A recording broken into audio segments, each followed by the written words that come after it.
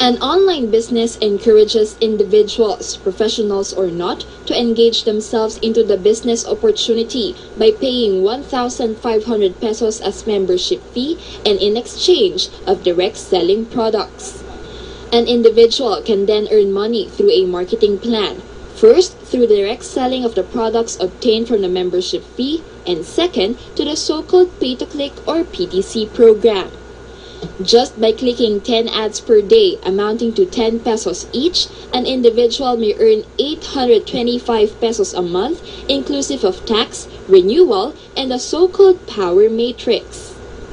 By having 20 accounts, an individual can then earn an amount of 16,500 monthly. This is how the system works for the pay-to-click or PTC business AdSense. However, some of its members complain that the so-called online business failed to comply with the promised benefits and compensation from their membership and service. An AdSense member under the alias Cesar, who represents the other complainants, tells his story and that of the other members, claiming that their current situation already burdens their families. Yung may-ari po, palutang-lutang lang, kakausapin niyo ma'am, nakangiti pa. Ma'am, nakakaano yun? Nakakaano ng damdami. Kasi yung iba ma'am, meron ma'am nagsangla ng lupa sa Mindanao. Meron ma'am pinangutang 5-6 para ma'am meron lang chance na yung 1.5 nila. Ngayon ma'am kasi, hindi, kung 1.5 lang, kaunti lang kita mo, kaya maximum nila yung pera nila.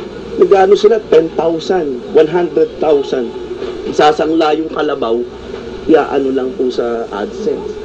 Another way to earn money from the online business is through the so-called binary system, where an individual may earn 5,000 pesos by recruiting 10 persons to also join the business. Cesar noted, AdSense is similar to the controversial Aman Future pyramiding scam. Pag nakiklik ka, meron ka pang tinatawag na binary. Yung binary, commission mo sa pagpasok ng tao. Na ang pangako nila, 500 ang kada isang tao. 500 pesos na kinukonvert pa nila sa dollar. Tapos, yung 500 pesos, pag meron ka pa uling pinasok, nag-pair, may bonus ka pang 500 pesos. So, may pairing bonus ka pa. So, yun yung binary income. Ngayon, ang tao, click ng click. So, nung mag-pay out na, doon na nagka-problema. Hindi, wala silang maibigay sa aming payout. So, yung bayad doon sa pinag-click, the same time, yung bonus, may kinukuha pa silang mga 10% tax, may kinukuha pa silang 375 na matrix na tinatawag, na naipon ng naipon. Yung AdSense, parang ano siya, yung ngayon na Aman. Kaya lang yung sa networking, we call it sa Aman, isa high-end, kasi mataas yung pay-in. Dito, ano lang siya, low-end siya. Pero ang mahirap dito sa low-end, 1,500 yung pay-in, napakadaming tao yung pumasok. The management, according to the complainant, also failed to give them an efficient transaction regarding their complaints. Ma'am, yung tungkol po sa communication, as a leader po kasi, almost every day kaming nandun. Ang ginagawa po nila, sige, bukas, sige, pay out tayo mamaya. Maghihintay kami, dadating po yung representative ng management. Yung staff, hindi kami masagot. Dadating yung management, alas 10, alas 11 ng gabi. Iniintay po namin yun. Hanggang alas 5 ng umaga, magre-release ng cheque at sasabihin pa sa amin, ito lang muna, hindi pa sapat.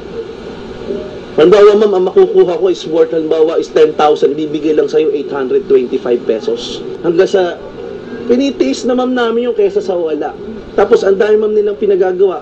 I-print screen nyo lahat yung account nyo, ma'am. Yung halimbawa, account ko, ma'am, 35 accounts. I-print screen lahat namin, gagastos kami, print. Pagkapasa, ma'am, namin yun, ay, hindi pala dadating si ma'am, bukas na lang.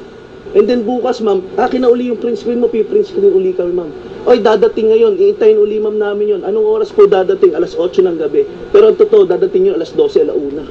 Cesar, meantime, said that they would seek for legal assistance should AdSense continue to fail in giving the members the respective payouts.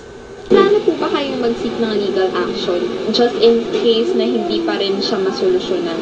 Opo, ma'am. Ganito, ma'am, lahat po ng paraan ginagawa na namin. At first nga po, We tried na yung medyo diplomatic way.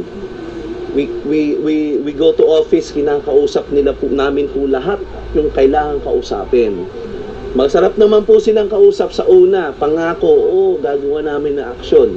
Kung inisip namin mag-legal, we try to go to SEC, ganyan, may mga kaso na po, kaya lang, hindi nausad. Wala nangyayari. And then may balita po nga kami na malalakas ang loob ng leaders. Kasi lagi nilang sinisigaw sa amin, protektado kami ng NBI. Kaya po kami lumapit sa inyo. Hindi na po namin alam kung sino lalapitan namin. Kasi once na pumunta kami doon, protektado daw po sila. The news team meantime tried to contact AdSense to ask for their side of story, but the contacts were out of reach. Pyramiding scams have been ceaseless in the country recently, with the controversial Aman feature still left unresolved. For GNN, Rach Marquez, News Force.